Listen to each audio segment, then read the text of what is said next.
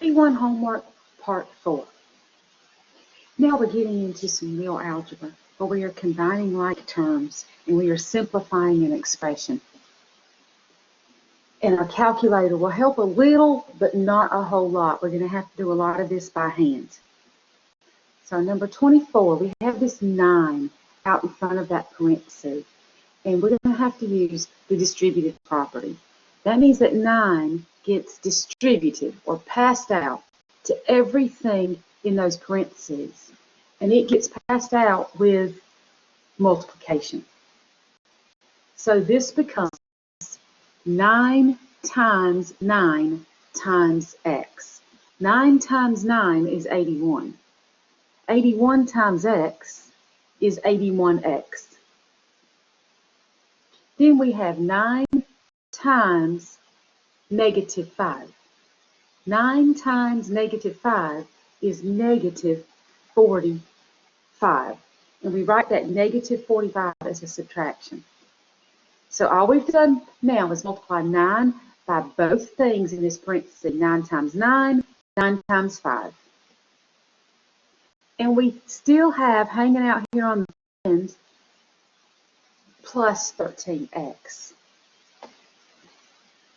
Now we're adding like terms. We're looking for things that are similar or have the same variable,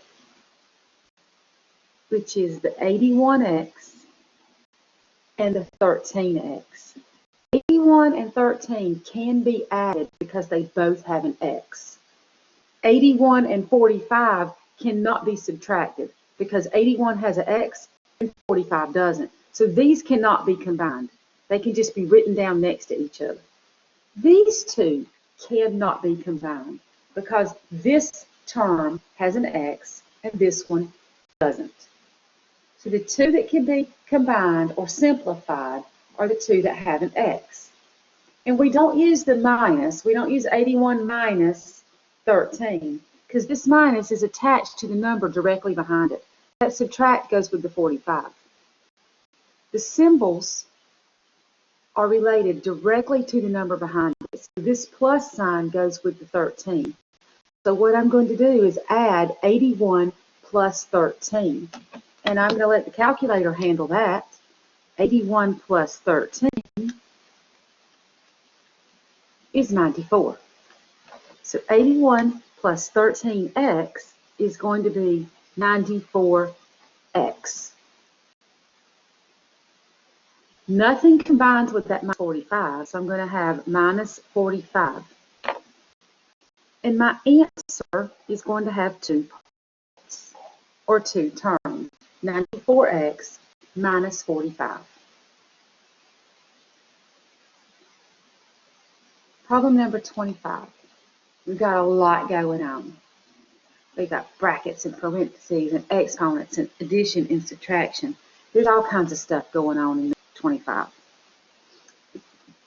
We follow the order of operations, which you may remember that from elementary school or middle school or high school. Your teacher may have told you something like, please excuse my dear Aunt Sally, which tells you to do all your parentheses or symbols first, and then all your exponents, and then all your multiply and divide, and all add and subtract.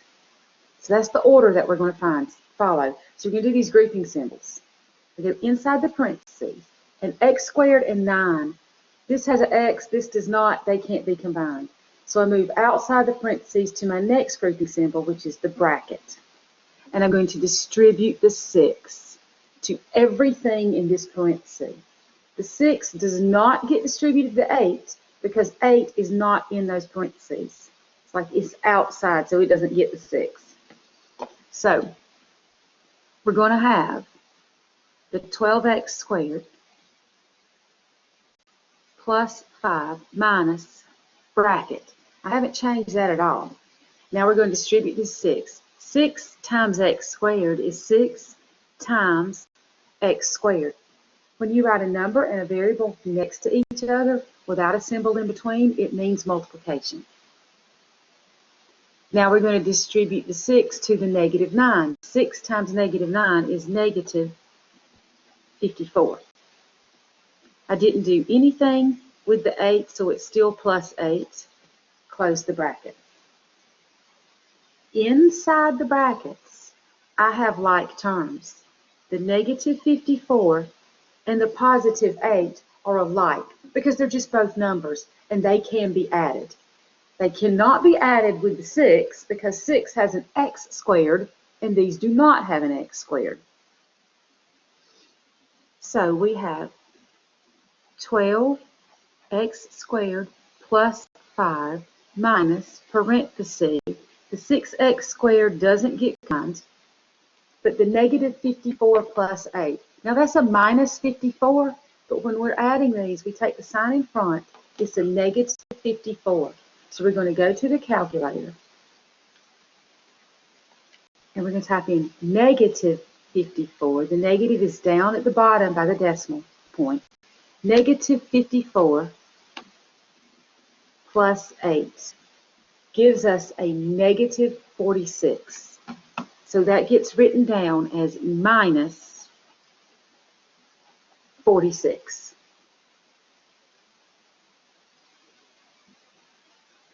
Now, we finished inside those brackets. I cannot combine these two. Now I'm going to have to distribute this negative. This negative, I'm subtracting both of these. I'm not just subtracting 6x squared, I'm also subtracting negative 46. So we're going to rewrite our problem as we distribute that negative. So we have 12x squared plus 5.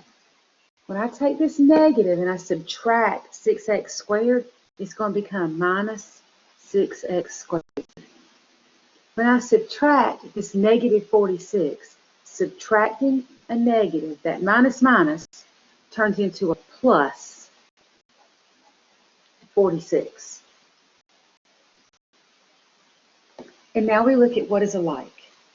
What's alike is 12x squared minus 6x squared. Those two both have an x squared, they can be combined. And the plus 5 and the plus 46, neither one of those have an x, they're just numbers, so they can be combined. So I'm going to go to the calculator, and I have 12 minus 6. Well, we can do that in our head. 12 minus 6 is 6, a positive 6. So we have positive 6x squared. 5 plus 46. These two can be combined. 5 plus 46 is 51, and it's a positive 51.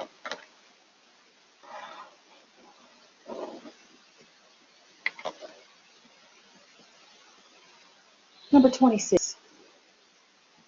Number 26 doesn't have any variables.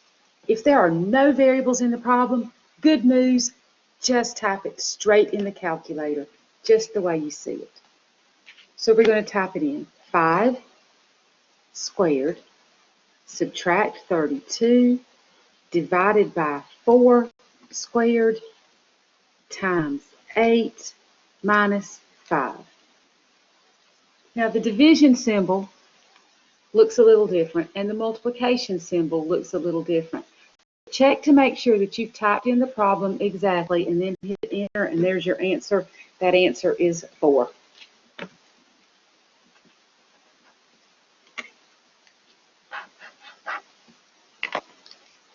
Problem number 27, no variables. We can type straight in the calculator.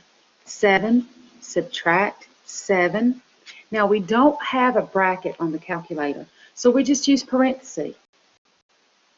Now we have negative 4. Now we have parentheses again. 2 minus 3. Close that parenthesis. Minus 3.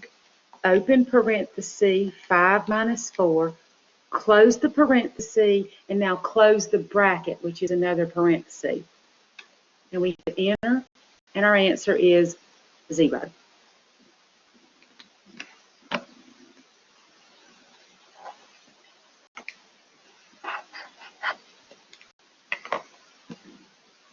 Number 30, we can type this in with the fraction, with the exponents, with the parentheses, and the absolute value. We can just type it all in the calculator.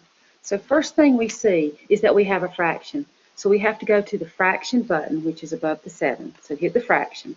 Now we type in the numerator. Parentheses, 6 minus 7, close parenthesis, squared. Minus 4, absolute value. So math over to number, and absolute value is already highlighted, so hit enter.